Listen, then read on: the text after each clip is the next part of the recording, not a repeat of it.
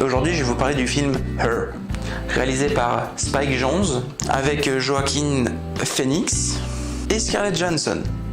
Faut savoir qu'en règle générale, moi je suis pas trop film d'amour, romantique, etc. Mais ce film est un peu spécial,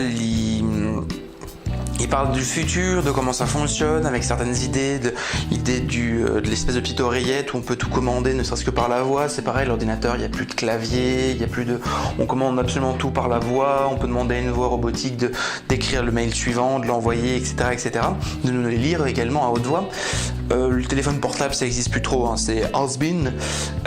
Donc cette espèce d'oreillette avec cette espèce de tout petit écran avec une caméra qui peut nous filmer, qui peut montrer des choses, qui peut nous remontrer, sinon on a envie de le voir avec nos yeux, etc., certaines images. Et on suit donc ce héros qui en fait travaille tout simplement dans une agence pour personnes qui... Comment expliquer ça? C'est assez spécial. C'est en fait, il écrit les lettres pour les gens, que ce soit lettres d'amour, lettres d'anniversaire, lettres à la famille et les amis, à des gens qu'il ne connaît absolument pas. Enfin, il les connaît par l'intermédiaire du temps et du nombre de lettres qu'ils ont écrit pour eux. Il explique à un moment dans le film qu'il écrit des lettres pour un couple depuis 8 ans quand même. Et tout simplement, il commence à les connaître par l'intermédiaire de ces lettres et il se débrouille vraiment très bien. Il écrit des lettres magnifiques, romantiques. Après, il a un logiciel où quand il dit les phrases, ça l'écrit à la manière dont l'aurait écrit la personne s'il avait dû l'écrire. C'est assez bizarre de se dire dans le futur qu'on n'est même plus capable d'écrire une lettre soi-même et que c'est écrit par quelqu'un d'autre. Justement, en fait, ce film, il est vraiment bien. L'histoire d'amour est assez jolie, même si elle est perturbante et que ça dérange même pas tellement les gens. C'est ça qui est bizarre. Et...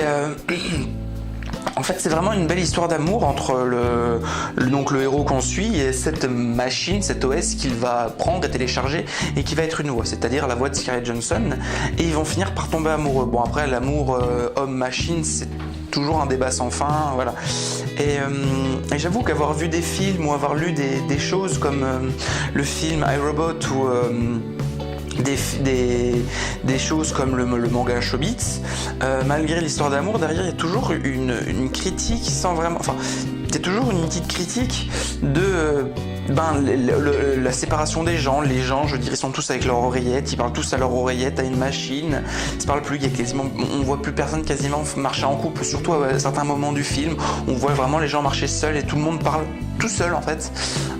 C'est un peu comme un téléphone, sauf qu'au lieu de parler à quelqu'un, en fait on parle à un robot. Et tout le long du film, c'est un peu ça en fait. C'est-à-dire qu'il y a cette histoire d'amour qui se développe où ça étonne presque personne. Et en même temps, personne ne se pose de questions, trouve ça normal, et en même temps, vu le contexte, etc., ça fait quand même vachement bizarre. Ensuite, donc, le héros, se prénommant Théodore, assez triste dans sa vie. Il était marié avec une femme pendant très longtemps, ils ont décidé de divorcer. Lui, il n'arrive pas à signer les papiers du divorce, mais il se fait rappeler à l'ordre chaque fois par son avocat. Et pour combler ce vide, il va donc acheter et prendre un OS. Et cet OS, il peut le créer comme il veut, c'est-à-dire homme, femme, il doit donner 2-3 informations sur lui et sur 2-3 personnes qu'il connaît, et ça va créer tout simplement cette personnalité en fait qui va se développer, et qui va même se développer très rapidement. Ça reste un ordinateur, donc l'histoire d'amour va être vraiment très spéciale entre l'OS qui va se développer et qui va essayer de voir les sentiments humains. Elle n'a pas de corps en même temps. Lui, il est un peu paumé parce qu'en fait, il essaye de combler sa solitude. Les questions sentiments, il a quand même du mal à les exprimer.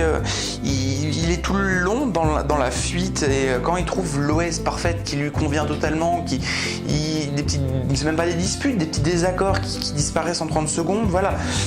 Après, il y a autre chose qui est totalement fabuleux dans ce film, c'est que le héros est quasiment tout le long du film seul, à part une amie qui va voir ou 2-3 collègues de temps en temps, il va être quasiment tout le long tout seul, oui, vu qu'on n'entend que la voix de Scarlett Johansson, c'est-à-dire qu'il joue un film, je sais pas trop comment ça s'est passé, si on lui mettait la voix en fond qui résonnait ou pas, mais c'est vraiment très spécial de se dire, il a joué seul quasiment, bon, il s'est pas vraiment joué seul vu qu'il y a une voix, mais... Tout le film se concentre sur lui, on voit quasiment que lui, et on se concentre vraiment sur lui exclusivement. C'est ça quelque part que je reconnais et que je respecte, c'est vraiment quelque chose.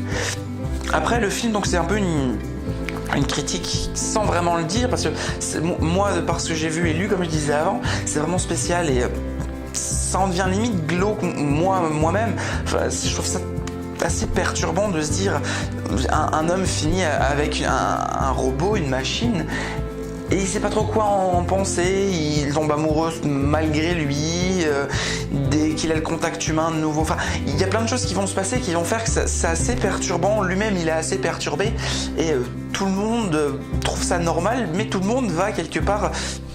Enfin, tous ceux qu'on va suivre un minimum à côté, on va trouver ça également bizarre. C'est-à-dire que c'est vraiment un beau film d'amour et en même temps, il y a une critique où on ne sait pas trop quoi en penser. C'est-à-dire que malgré l'histoire d'amour qui est magnifique vraiment, l'histoire est vraiment bien écrite, tout est bien écrit. Malgré ça, il y a des petites critiques, des petites choses et ça fait bizarre. Après, si je pouvais dire une petite critique, c'est que bon, c'est très fleur bleue, gna gna gna. Non, c'est un petit peu trop long, c'est-à-dire que le film est vraiment bon, mais il aurait mérité de faire 1h45 et pas 2h5, 10. C'est un petit peu trop long, c'est-à-dire que la fin, on la sent d'y aller, avance, avance. Mais nous, le dénouement, c'est bien, mais on veut arriver à la fin, voir ce que ça donne. Voilà, c'est le seul point peut-être que j'aurais à reprocher à ce film. Et sinon, vraiment, c'est un film que je conseille. Après, si vous êtes vraiment pas fan d'histoire d'amour, peut-être que ça vous plaira pas, mais moi-même qui suis pas trop fan, j'ai été agréablement surpris. Et bon, la nouvelle technologie, mais moi je veux la même, hein. Comme l'appart du mec, la technologie, je veux la même chez moi maintenant, quoi. Toute baie vitrée, avec super ordinateur, plus besoin de parler ordinateur, allume-toi, fais-moi ci, fais-moi ça. C'est génial. Mais voilà, après, c'est à la vie de chacun, c'est mon avis personnel en fonction de ce que j'ai vu et lu. Là, c'est vraiment un film où la petite critique qu'il y a derrière dépendra de ce que vous avez vu, lu, entendu, ce que vous pensez. Voilà, ça dépendra vraiment de beaucoup de choses. Donc, je vous conseille d'aller voir ce film. Vous faites ce que vous voulez. Moi, je pense que ça peut être franchement pas mal. Pour t'abonner, n'hésite pas à cliquer sur ce trombone. Si t'as aimé, n'hésite pas à aller voir nos autres vidéos. Allez, ciao!